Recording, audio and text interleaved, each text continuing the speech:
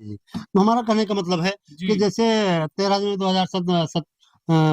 2013 को हमने शपथ लिया जी, और 2016 अगस्त 2016 को हमारी पार्टी का रजिस्ट्रेशन हुआ जी, जी, और 2017 में हमने चुनाव लड़ा तो जी, हमारा एक विधायक हुआ जी, और वहीं उसके बाद 2018 में हमने सपा से गठबंधन किया। जी, तो हमने योगी आदित्यनाथ का 40 साल का रिकॉर्ड तोड़ करके जी, जी, वहाँ इंजीनियर प्रवीण कुमार निषाद को सांसद बनाया। जी, तो इस ताकत को देखते हुए बीजे उसके सपा के साथ गठबंधन किए और उन्होंने हमारे साथ नाइंसाफ़ी किया, तो जी, उनका साथ छोड़ करके हम बीजेपी के साथ आ गए, योगी आदित्यनाथ के साथ आ गए। जी, अब योगी आदित्यनाथ के साथ आने के बाद हम मैंने जो वादे किया था, हमारे सभी वादों पर वो खरे उतर रहे हैं। जी, मैंने मुकदमे की बात किया था, तो मुकदमे को उन्होंने वापस लेने की बात की। मेरे आरक्षण के मुद्दे को उन्होंने सुलझाने की बात की, जी, क्योंकि जब हमने रैली किया लखनऊ में जी, तो एक नारा लगा कि आरक्षण नहीं तो बीजेपी को वोट नहीं।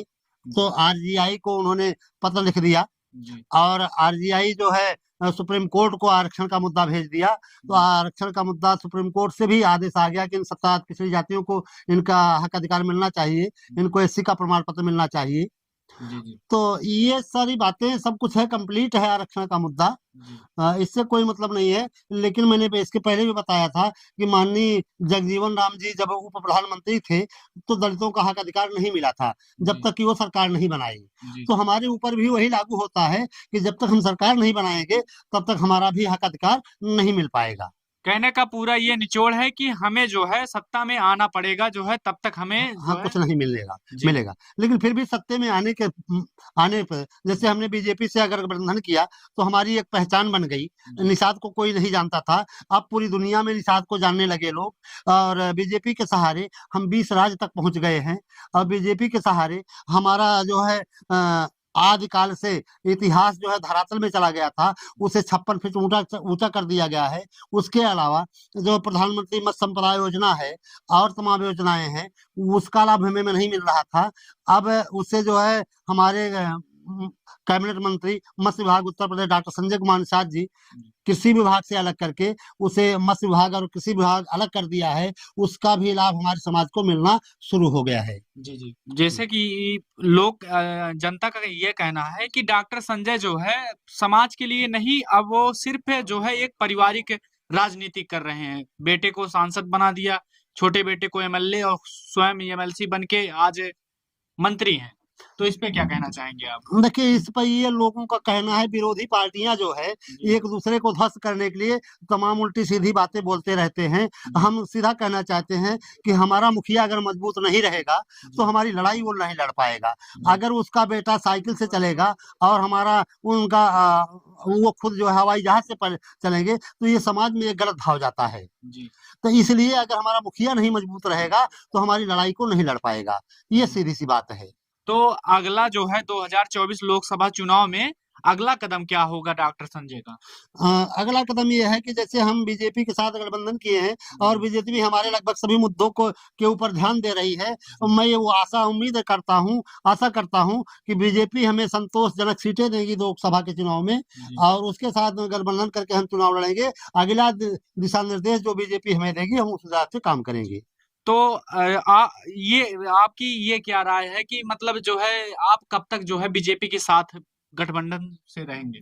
जब तक हमारा राजपाट वापस नहीं आ जाता है, तब तक हम बीजेपी का साथ नहीं छोड़ेंगे। तब तक नहीं छोड़ेंगे? तब तक नहीं छोड़ेंगे, क्योंकि हमारा मेन लक्ष्य है कि हमारा हम ये कभी भगवान महाराजा गुजरान शाह जी का 3.5 किलोमीटर में वहाँ आज भी किला मौजूद है, जी, जो सुंदरीकरण करवाया जा रहा है। जी, तो ये राजपाट वापस लाने के लिए हम लोग कसम खाए हैं और ये तभी संभव है कि जब हम बीजेपी के साथ रहेंगे, क्योंकि राम और निषाद राज जी, कभी एक स्कूल में पढ़ते थे, कभी एक स्कूल में पढ़ते थे, एक गुरुकुल में पढ़ते थे।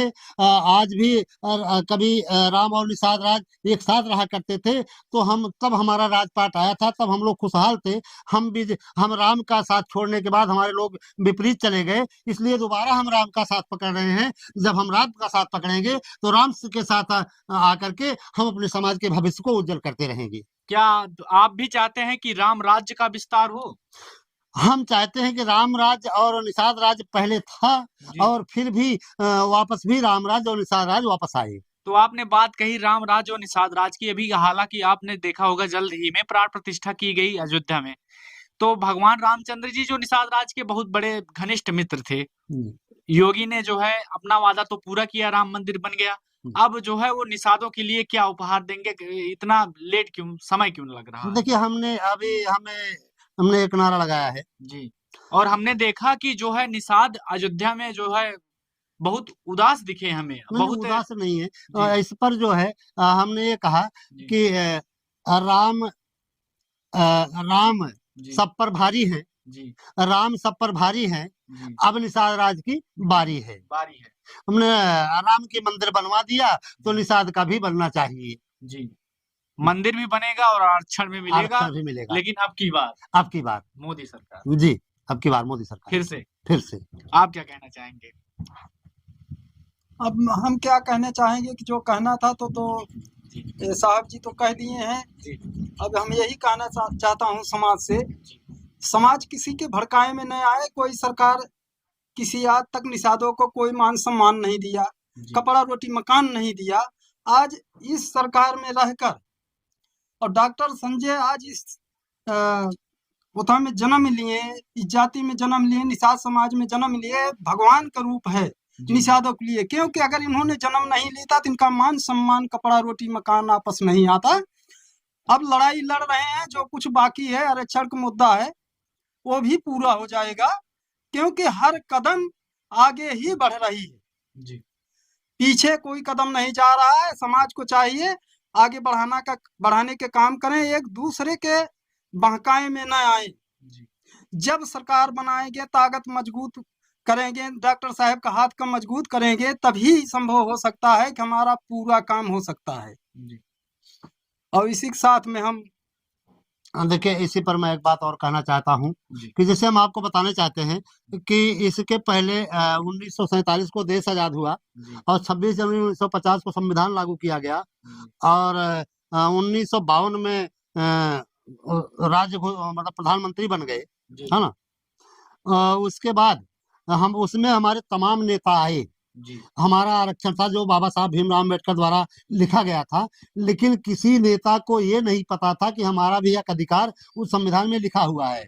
लेकिन हमारे राष्ट्रीय अध्यक्ष माननीय डॉक्टर संजय कुमार निषाद जी आए तो हमें इस अधिकार का ज्ञान दिया और इसके ऊपर हम लोगों को उत्तेजित किया, हम लोग उस पर लड़ाई लड़ने का काम किया।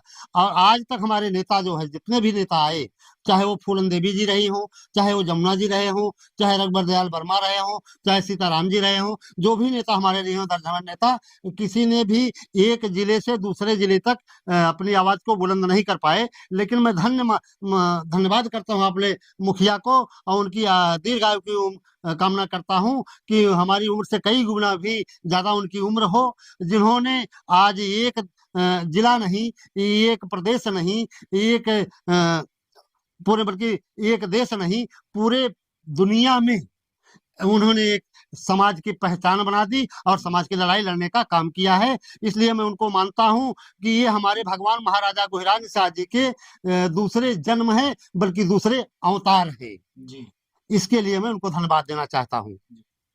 वो बताए दें जो।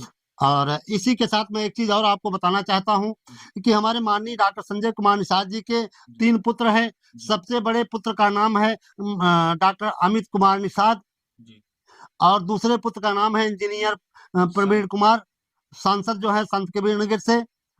और तीसरे पुत्र हैं जो चौरी चौरा से विधानसभा अध्यक्ष हैं, मतलब प्रभारी बनाए गए हैं, विधायक हैं। उनकी शादी जो है 12 तारीख को रखी गई है, 12 फरवरी को रखी गई है। उन्होंने आमंत्रण भेजा है कि पूरे 1 लाख से ज्यादा लोगों को निमंत्रण भेजा है कि मेरे समाज के लोग भी, अन्य समाज के लोगों को भी मैंने निमंत्रण भेजा है। तो सभी लोग जो है 12 तारीख को लखनऊ में आने का कष्ट करें। मेरे पास फोटो भी है, उनका निमंत्रण भी है, कहाँ रखे है। ये मैं चाहता हूं कि ये जो है ज्यादा से ज्यादा लोगों तक पहुंच सके। ये उनका निमंत्रण है। जो भगवान निषाद राज की तस्वीर है, इसमें भगवान निषाद राज की आरती भी लिखी गई है। और ये हमारे राष्ट्रीय अध्यक्ष डॉक्टर संजय कुमार निषाद जी की तस्वीर है, और उनके बेटे सरमन निषाद जो चौरी चौरा के विधायक हैं उनकी तस्वीर है, और उनके परिवार वालों की ये तस्वीर है। जी जी।